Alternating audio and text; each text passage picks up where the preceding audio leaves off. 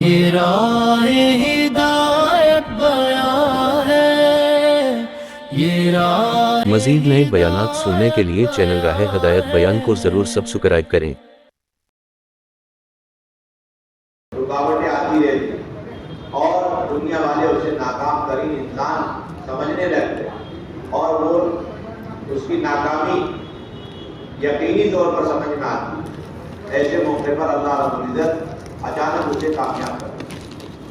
دنیا والے حیران کہ یہ شخص تو بہت خستہ تھا، پریشان تھا اور مسکین تھا، فقر و فاقے میں تھا، تنگ دستی میں تھا، یہ اچانک کامیاب کیسے ہو؟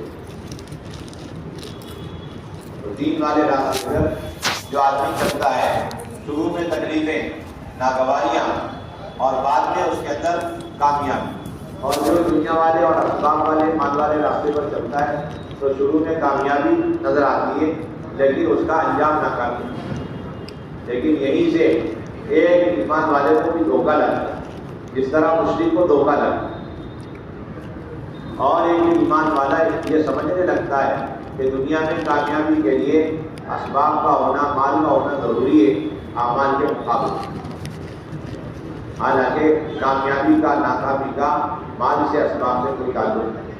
کامیابی اور ناکامی کا مال اور اسباب سے کوئی تعلق نہیں۔ انسان کی کامیابی، ناکامی کا تعلق دین کی بنیاد پر، اور دین پر چلنے کی صلاحیت اللہ نے ہر انسان کو برابر دی۔ اس کو زندگی دی ہے، یہ سب سے بڑی صلاحیت۔ اس کو آگاہ جوانی دی ہے، سب سے بڑی صلاحیت۔ جوانی دی ہے، جسمانی طاقت دی ہے، قوت دی ہے، دو آنکھیں دی، دو کان دی، زبان دی، اندر باہر میں آگاہ دی۔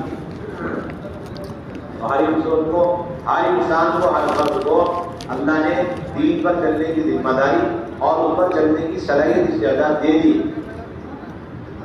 اب جو آدمی دین پر چلے گا تو وہ چاہے جیل میں ہو چاہے جنگل میں ہو، اللہ تعالیٰ اپنے قدرت سے کامیاب۔ اور جو دین پر نہیں چلے گا تو چاہے وہ وزارت میں، حکومت میں ہو اور وہ اکثریت میں ہو اور غلبے میں ہو، اللہ تعالیٰ اسے ناکام کرے۔ یہ تاریخ جب سے اللہ تعالیٰ نے دنیا کو بنایا آج تک یہی سلسلہ ہے۔ اللہ تعالیٰ کے احکامات کو سمجھنا اور اللہ تعالیٰ کے احکامات کو پورا کرنا۔ ایک انسان اللہ تعالیٰ کے حکموں کو جو توڑتا ہے دو وجہ سے، یا تو اسباب اور مال کے مقابلے میں اعمال کو چھوڑتا ہے، اسباب اور مال کے مقابلے میں وہ اعمال کو چھوڑتا ہے، یہ بھی اس کی ناکامی کا ذریعہ ہے۔ اور دوسری وجہ یہ ہے کہ جو بھی مال، اسباب اللہ نے انسان کو دیا ہے، اس کے اندر اللہ کے کچھ احکامات ہیں، ان احکامات کو چھوڑ دیں۔ یہ ناکامی کی دو وجہ، مال کی بنیاد پر اعمال کو چھوڑ رہا ہے، یا مال کے اندر، اسباب کے اندر اللہ کی طرف سے جو اعمال اور احکامات ہیں اسے چھوڑ دیں، اس وجہ سے ناکام۔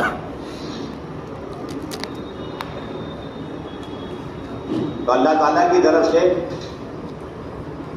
جو احکامات ہیں جسے ہر حال میں پورا کرنا ہے، ان میں سے ایک سب سے اہم ترین اور بنیادی حکم وہ ایمان ہے، اور یہ سب سے بڑا فریضہ ہے، 24 گھنٹے کا فریضہ۔ ایک لمحے بھی ایک آدمی اس فریضے سے باہر نہیں رہ سکتا۔ 24 گھنٹے ایمان فرض ہے، اور ایمان فرض ہونا اپنی جگہ پر، لیکن اس ایمان کا خلاصہ کیا، ایمان کا تقاضا کیا؟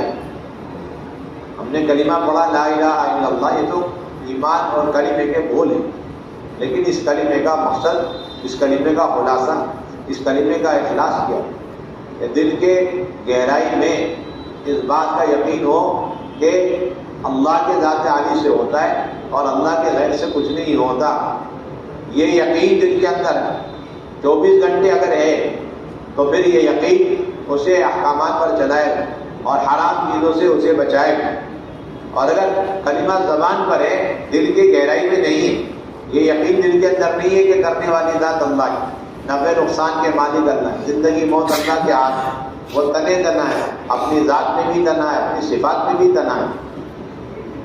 اللہ تبارک و تعالیٰ کرنے دھرنے میں کسی کو محتاج نہیں۔ جس طرح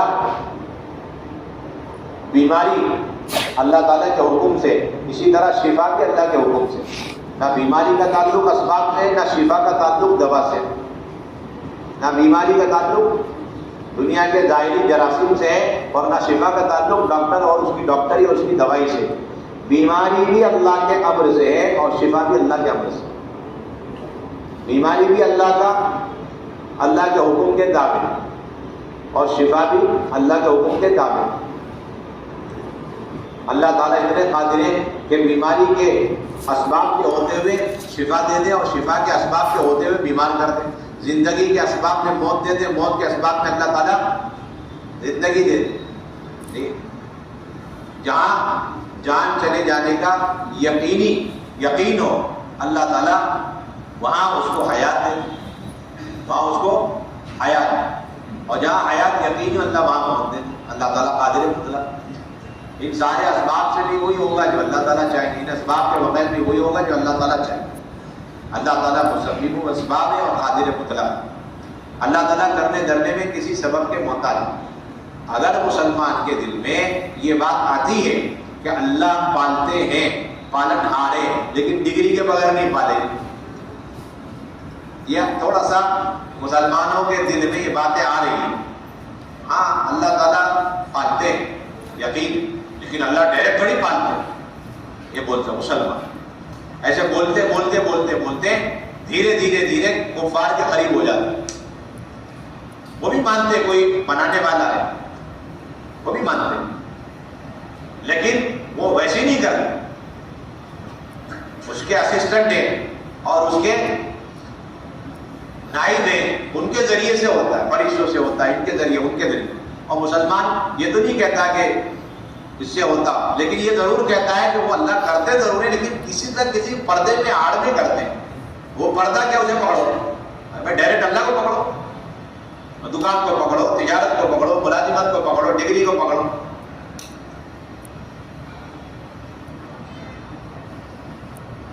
اگر آپ نے اسباب اختیار کیا بطور اسباب کے،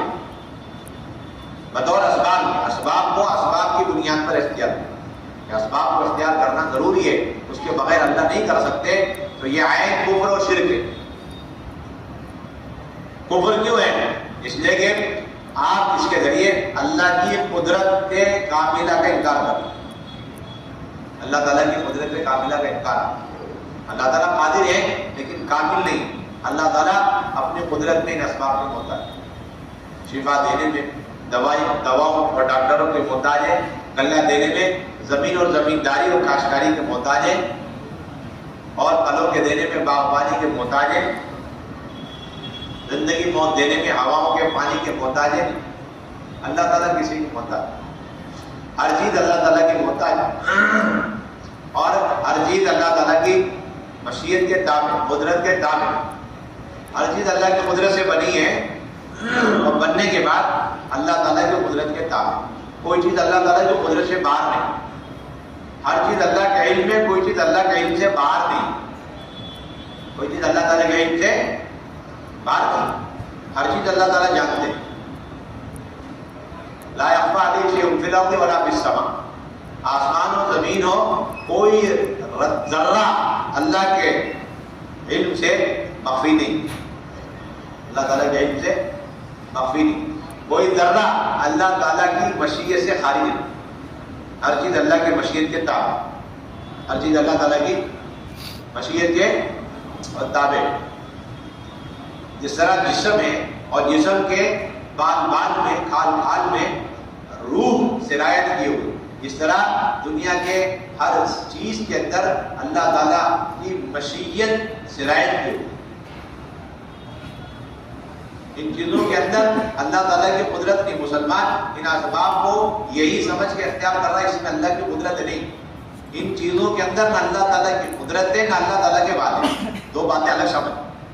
جتنی دنیا کے اندر چیزیں ہیں اس میں نہ اللہ کی قدرت ہے اور نہ اللہ تعالیٰ کا کوئی بات. اللہ تعالیٰ کا وعدہ اعمال کے ساتھ، اس کے ساتھ جو اعمال پورا کرے گا تو اللہ تعالیٰ وعدے پورے کریں گے اور پھر اللہ تعالیٰ کی قدرت سے فائدہ اٹھانے کا دروازہ کھولے گا. آج کا مسلمان یہ سمجھتا ہے کہ آسمان زمین اور ان کے اندر جتنی چیزیں نظر آ رہی ہیں یہ فائدہ اٹھانے کے لیے، آسمان سے اٹھاؤ فائدہ، زمین سے اٹھاؤ فائدہ، اسباب سے فائدہ اٹھاؤ، یعنی یہ آسمان زمین اور چاند سورج ستارے یہ کس لیے؟ اس سے فائدہ اٹھانے کے لیے، ریسرچ کرنے کے لیے، سائنسدان بننے کے لیے. یہ آسمان زمین اور ان کے درمیان جتنی چیزیں، زمین کے نیچے آسمان کے اوپر چاند سورج، یہ نہ تو اس لیے بنائے گئے اس کی ریسرچ کرو بیٹھ کر، نہ اس لیے بنائے گئے کہ اس سے فائدہ اٹھاؤ. یہ صرف اس لیے بنائے گئے اس سے اللہ کو پہچانو. اس سے کس کو پہچانو؟ سب سے بڑا سائنسدان وہ آدمی جو ان سارے اسباب کو دیکھے اور ان کا انکار کرے اور بنانے والوں کو پہچانے. یہ سب سے بڑا عالم. یہ کون ہے؟ یہ پیغمبر والا راستہ، نبیوں والا راستہ. سائنسدانوں کا راستہ یہ کہ کوئی حالات پیش آئے اسے اس سے جوڑو، اسے اس سے جوڑو، اور اللہ سے کسی کو مت جوڑو، سب کو توڑو. یہ جہالت والا راستہ، کفر والا راستہ ہے. اس لیے آج تک جتنے دنیا میں عقل مند پیدا ہوئے سب گمراہ ہوئے، کیونکہ انہوں نے اپنی معلومات کے ساتھ وحی والے علم کو جوڑا نہیں، اور یہ سمجھتے ہیں کہ قرآن حدیث میں اس کی رہبری نہیں ہے. کیا سمجھتے ہیں؟